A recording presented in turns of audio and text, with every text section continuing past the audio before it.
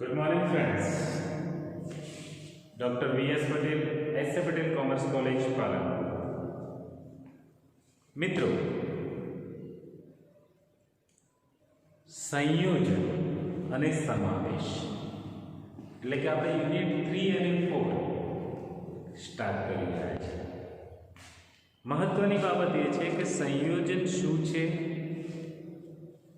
એમાં કઈ રીતે ગણતરી હોય છે, કયા ખાતાઓ છે। તો પહેલી તો આપને સ્પષ્ટતા કરી દઉં, સંયોજન એટલે વિશાળ ચેપ્ટર છે, મહાકાય ચેપ્ટર। મીન્સ એમ કહી શકાય કે સતત 3 વખત બોર્ડ લખો મૂકો ત્યારે દાખલો પૂરો થાય। પણ છતાં આપણે પ્રેક્ટિકલી ટ્રાય કરીશું કે ઝડપી તમારો અભ્યાસક્રમ પૂરો થાય।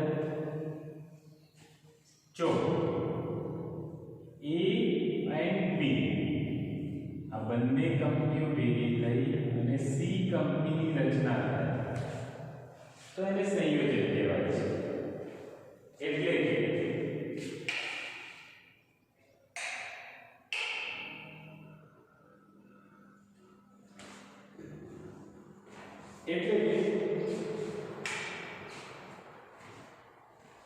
આ બંને કંપનીઓની તમામ બાબતો સી કંપની ખરીદી લે છે।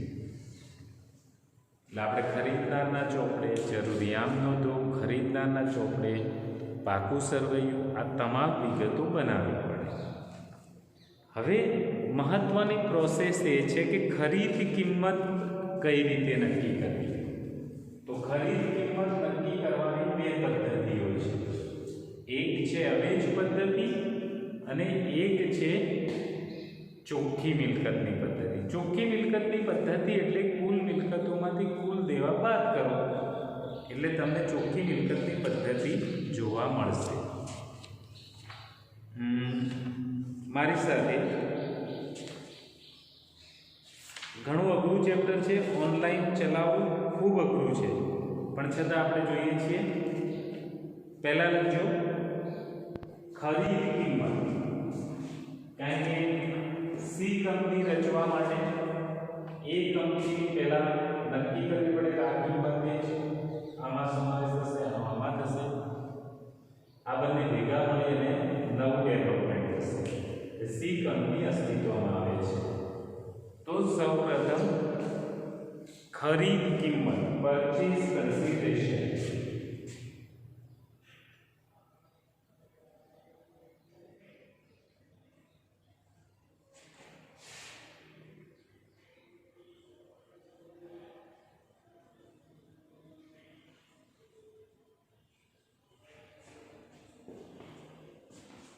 કમ્પ્લીટ। હવે પરચેસ કન્સિડરેશનની અંદર બે પદ્ધતિઓ છે, હું ડાયરેક્ટ પોઈન્ટ ટુ પોઈન્ટ સીધો જઈ રહ્યો છું। પહેલું છે ચોખ્ખી મિલકતની પદ્ધતિ, ફર્સ્ટ ચોખ્ખી મિલકતની પદ્ધતિ। મિત્રો, ચોખ્ખી મિલકતની પદ્ધતિમાં શું આવે તો સિમ્પલ, કુલ મિલકતોમાંથી કુલ દેવા બાદ કરો, જે રકમ વધે એ એની ખરીદ કિંમત ગણાશે। દાખલા તરીકે આપણે જઈએ છીએ ઉદાહરણ 1 પર। ઉદાહરણ 1,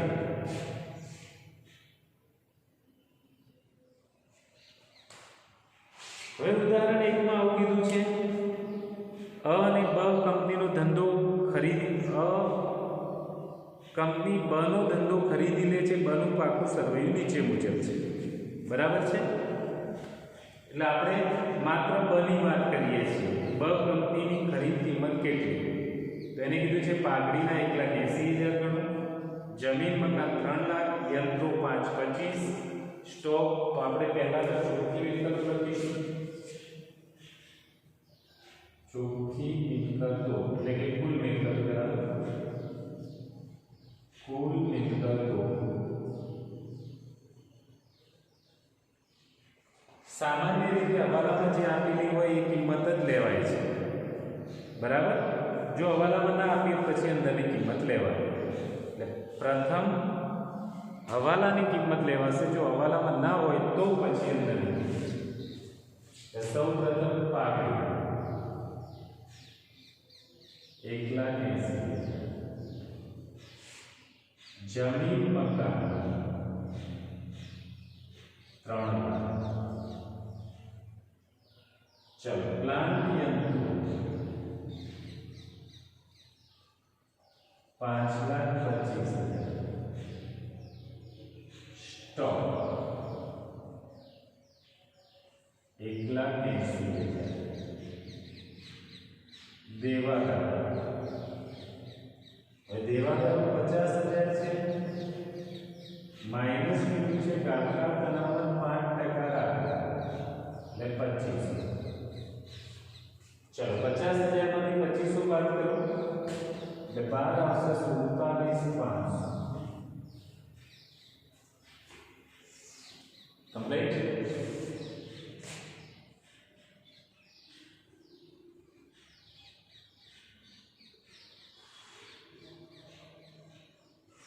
चलो આ આપણી કુલ મિલકત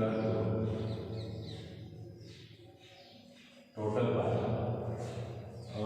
છે જ ઉદાહરણ એકમાં ટોટલ, છતાં તમે અંદર કરી શકો છો. કેટલું છે ટોટલ? 12,32,500. કુલ દેવા મિત્રો, કુલ દેવામાં પણ તમે જોઈ શકો છો કંપનીના બધા જ દેવા ડિબેન્ચર સહિત ચોપડીએ દર્શાવેલ કિંમતની જે છે, ચોપડીએ દર્શાવેલ કિંમત ડિબેન્ચર સહિત પહેલા તો 12% ડિબેન્ચર 2 લાખ. બીઓડી 50,000. પરચુરણ રેન્ડર 45,000. કામદાર વળતર ફંડ. કામદાર વળતર ફંડ એટલે કામદારને માની લો કે કોઈ નુકસાન જાય, કોઈ લાગે, કરે, ભાગે, તૂટે તો જ કામદાર વળતર ફંડ ચૂકવાય છે, નહીં તો નહીં. બરાબર. તો અંદર એવી સ્પષ્ટતા છે કે ભાઈ કામદાર વળતર ફંડ કે 5,000નો દાવો સ્વીકારે. તો અહીંયા કામદાર વળતર ફંડ દાવો 5,000 સ્વીકારે. રકમ 3 લાખ.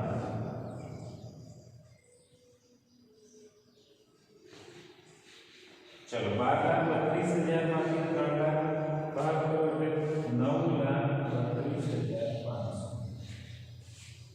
ખરીદ કિંમત. આ પહેલી જેને કહેવાય છે ચોખ્ખી મિલકતની પદ્ધતિ. બરાબર. હવે સેકન્ડ મેથડ પર જઈએ છીએ આપણે, અવેજની પદ્ધતિ. That's clear. અવેજની પદ્ધતિનો અર્થ એ થાય છે કે એમાં ખરીદ કિંમત કઈ રીતે નક્કી થાય? તો એક્ઝેક્ટ આ તો ઠીક છે, મિલકતોમાંથી દેવા બાદ કરે આટલા રૂપિયાની વસ્તુ સી કંપની એ લીધી છે એટલે આટલા જ આવવા. પહેલામાં તો એ પોતે અમુક રૂપિયા આપે છે, અમુક એટલે નક્કી કરે કે આટલા શેર આપ્યા, આટલા રોકડા આપ્યા, આટલા ડિબેન્ચર આપ્યા, તો એ રીતે એની ખરીદ કિંમત નક્કી થાય છે. चलो उदाहरण 2 पर आओ. अवेज पद्धति.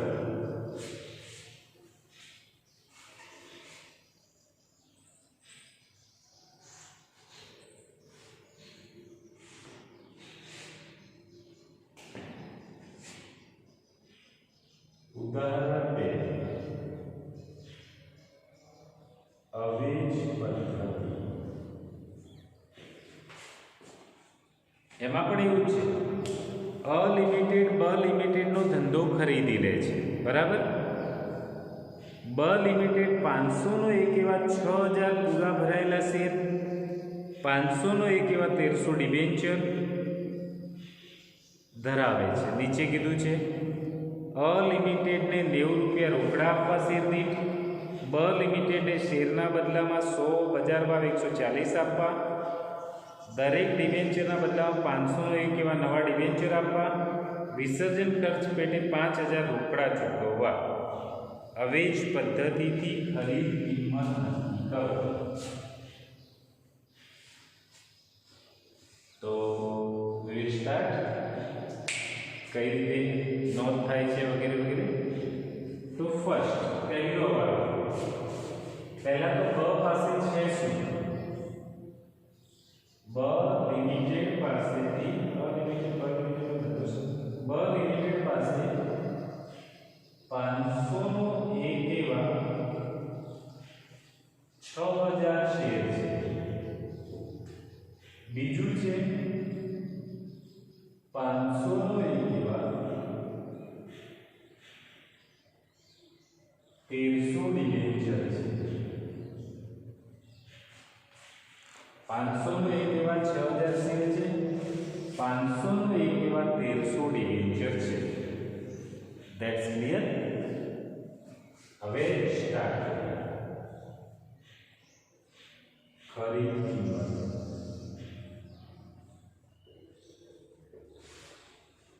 અવેજ પદ્ધતિ.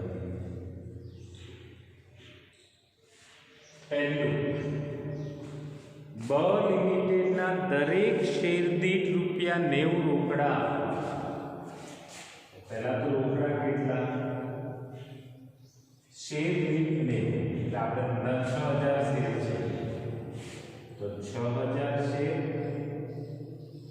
ગુણ્યા ₹90. ચલો 5,40,000 અંદર લખેલું છે તો ગણતરીમાં રિપીટેશનમાં નથી જતો અત્યારે. બ લિમિટેડના શેરના બદલામાં 4 શેર આપે, એક શેરના બદલામાં 4, દરેક ₹100 નો એક એવા 140 ના ભાવે. તો શેર એક શેરે 4 માટે 6000 કેટલા? 6000 ગુણ્યા 4, 24000 શેર થશે. બરાબર. હવે શેર મૂડી તો 24000 ગુણ્યા 100, 24 લાખ. પ્રીમિયમ તો 24000 ગુણ્યા 40. મિત્રો દાર્શનિક કિંમત 100 ની છે અને આપવાના છે 140, તો વધારાનું 40 પ્રીમિયમ ગણાય. એટલે આપણે આ રીતે ગણતરી કરીશું. 0 0 0 0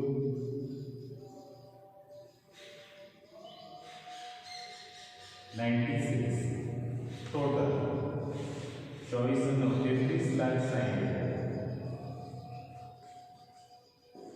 બરાબર. એને ડાયરેક્ટ ગણાય છે પણ આપણે આ રીતે જ ગણીશું. અને ડિબેન્ચર તો અહીંયા સ્પષ્ટતા કરી છે કે ભાઈ બ લિમિટેડ દરેક ડિબેન્ચરના બદલામાં પોતાના 500 રૂપિયાનો ડિબેન્ચર આપે છે. ડિબેન્ચર 1300 ગુણ્યા 500, 6,50,000.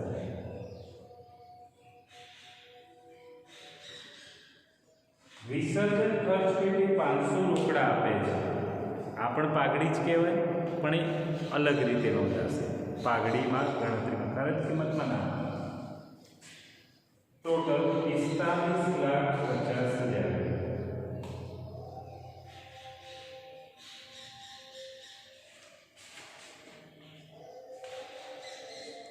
આ છે મેથડ નંબર 2, અવેજ પદ્ધતિ. હવે મિત્રો અવેજ પદ્ધતિમાં એક બીજી બાબત હોય છે કે જ્યારે પણ અવેજ પદ્ધતિની તમે ખરીદ કિંમત ગણો છો ત્યારે પેઢીમાં પાઘડી કે પછી, શબ્દ સમજો, પાઘડી કે પછી અન્ય બાબતો ઉપસ્થિત થાય છે. પાઘડી કે મૂડી અનામત.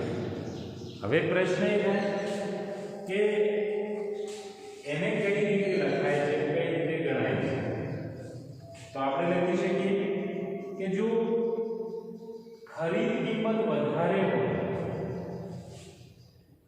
ખરીદ કિંમત વધુ હોય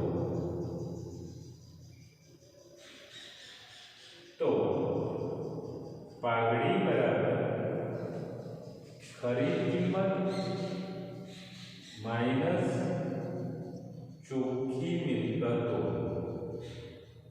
ખરીદ કિંમત વધારે હોય તો પાઘડી બરાબર ખરીદ કિંમત માઇનસ ચોખ્ખી મિલકતો. સેકન્ડ, ખરીદ કિંમત ઓછી હોય તો ખરીદ કિંમત મૂડી અનામત બરાબર ચોખ્ખી મિલકતો માઇનસ ખરીદ કિંમત.